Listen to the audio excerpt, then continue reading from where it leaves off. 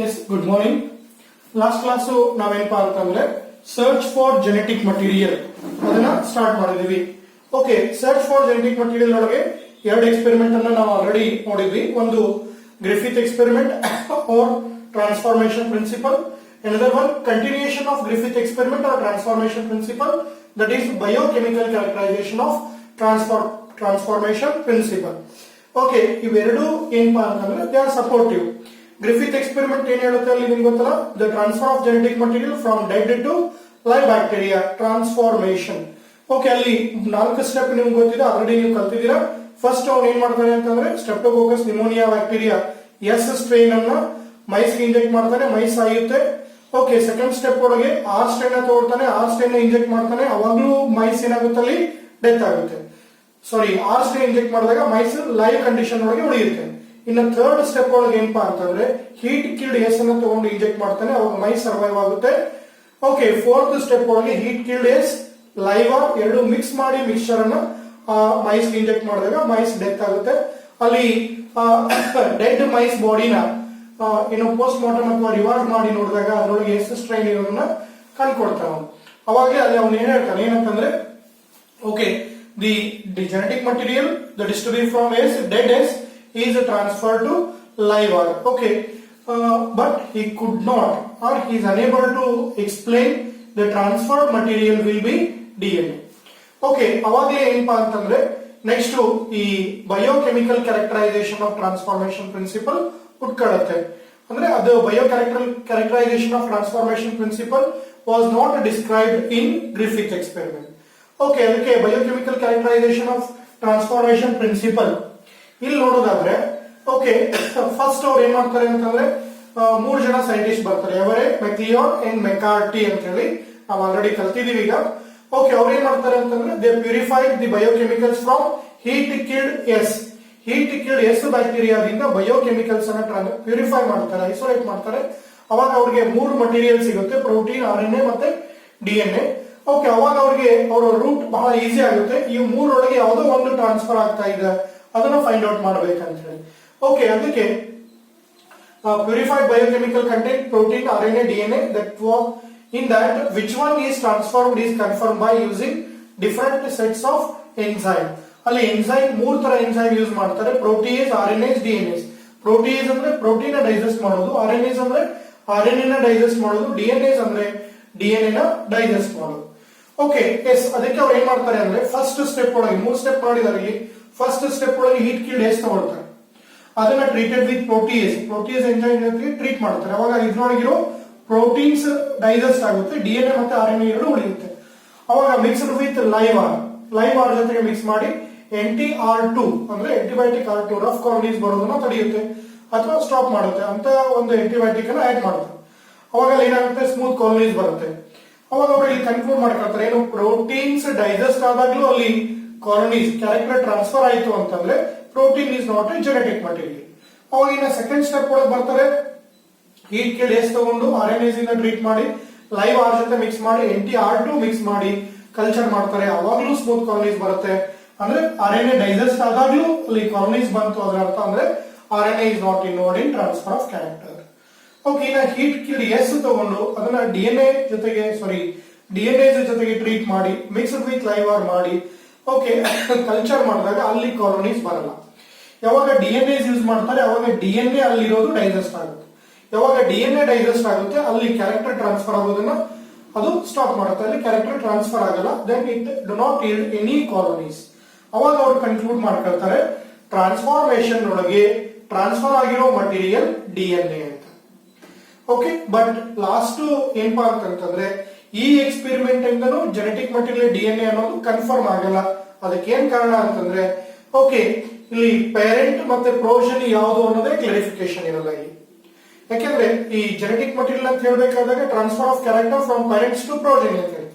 ಈಗ heat killed S parent, live R offspring ಅಥವಾ ಪ್ರೋಜನಿನ ಯಾವುದು, ಈ ತರ ಒಂದು ಕನ್ಫ್ಯೂಷನ್ಸ್ ಅಥವಾ ಡೌಟ್ಸ್ ಅಲ್ಲಿ ಬರೋದಕ್ಕೆ ಅದಕ್ಕೆ ಮತ್ತೊಂದು ಸ್ಟೆಪ್ ಬರುತ್ತೆ. ಯಾವುದು ಅಂತಂದ್ರೆ again the search for genetic material, it is to be clearly proved by Hershey and Chase. Okay, yes. ಅವೆರಡು ಎಕ್ಸ್ಪೆರಿಮೆಂಟ್ ನಾನು ಹೇಳಿದ್ನಲ್ಲ 5 ಮಾರ್ಕ್ಸಿನ ಕ್ವಶನ್ಸ್. ಗ್ರಿಫಿತ್ ಎಕ್ಸ್ಪೆರಿಮೆಂಟ್ ಆದ್ರೂ 5 ಮಾರ್ಕ್ ಕೇಳಬಹುದು. Biochemical characterisation of transformation principle ಅದನ್ನು ಕೇಳಬಹುದು.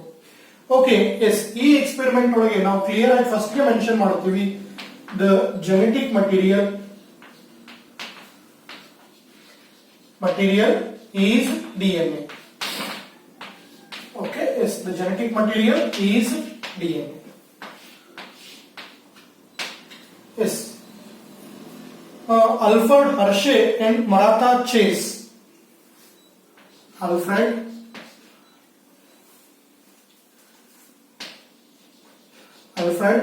Hershey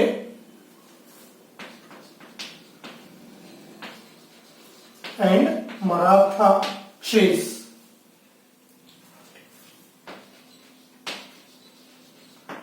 M-E-R-T-H-A, Maratha Chase. In 1952, proved that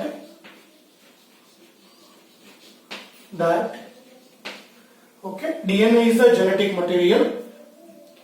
Proved that DNA is a genetic material. DNA is a genetic material by using virus called bacteriophage. Okay, by using viruses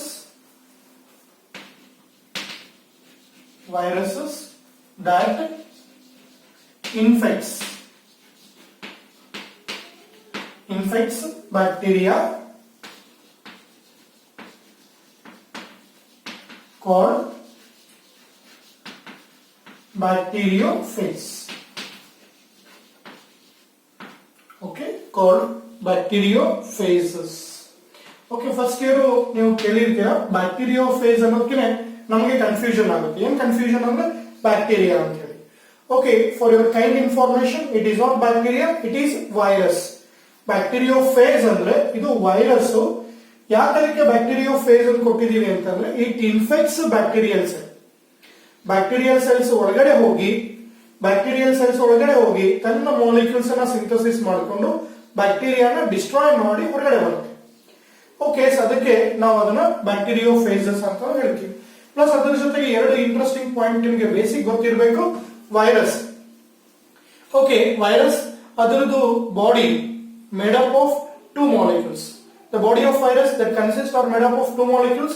One will be outer protective covering called protein coat, inner genetic material. ಎರಡು molecule ಇರುತ್ತೆ. ಇನ್ನೊಂದು point ಏನಪ್ಪಾ ಅಂತಂದ್ರೆ virus independent life ಅನ್ನ lead ಮಾಡಲ್ಲ, ನಿಮಗೆ ಗೊತ್ತಿದೆ. Okay, virus that become active only when it enters inside the cell, host cell ಒಳಗಡೆ ಹೋದಾಗ್ಲೇ ಏನಪ್ಪಾ ಅಂದ್ರೆ ಅದು ಆಕ್ಟಿವ್ ಆಗುತ್ತೆ. ಇಲ್ಲಿ ಪಾಯಿಂಟ್ ಜನರಲಿ ಏನಪ್ಪಾ ಅಂದ್ರೆ the bacteriophages in normal life cycle.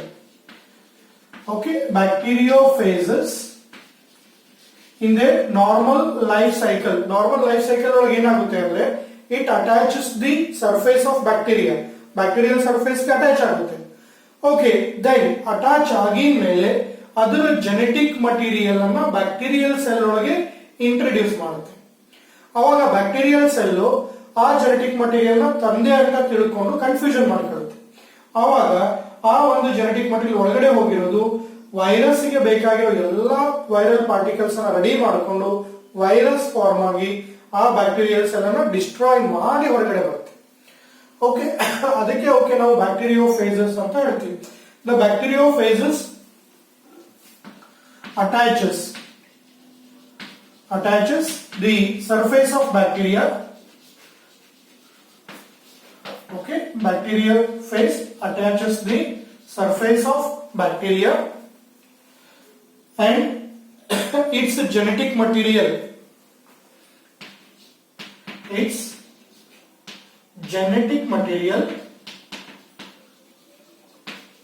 is injected and its genetic material is injected. Okay, yes, injected into the bacterial cell.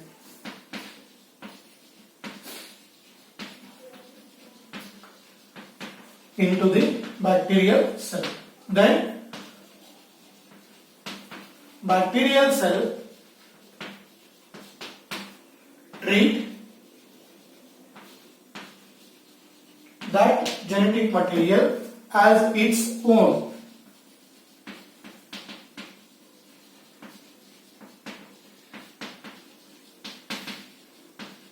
Okay, treat that genetic material as its own and manufacture more virus particles.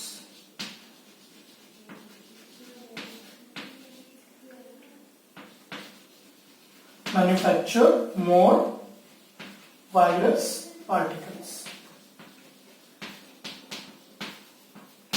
Okay, yes. ಇಲ್ಲಿ ಒಂದು clear ಯಾಕೆ ಹೇಳ್ತೀನಿ ಅಂತಂದ್ರೆ virus ಅನ್ನು ಯಾಕೆ select ಮಾಡಿಕೊಂಡ್ರು.